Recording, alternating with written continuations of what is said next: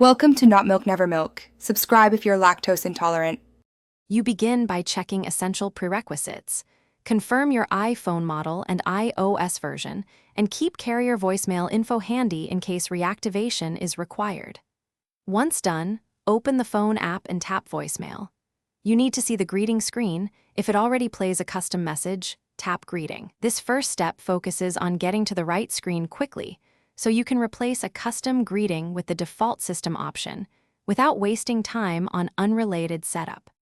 Now you choose Default inside the Greeting tab to restore the iPhone's native carrier-provided message. This removes any saved custom audio. If Default appears grayed out, make sure cellular service is active and try toggling airplane mode for about 10 seconds, then reopen voicemail. Once Default is selectable, tap it, then save.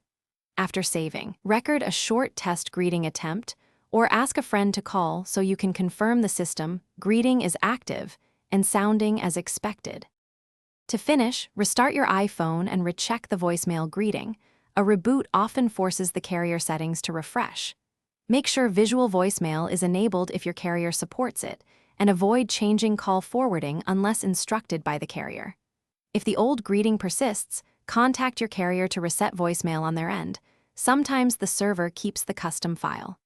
One key troubleshooting tip: if nothing fixes it, ask the carrier to reset visual voicemail or reprovision your account before more advanced steps.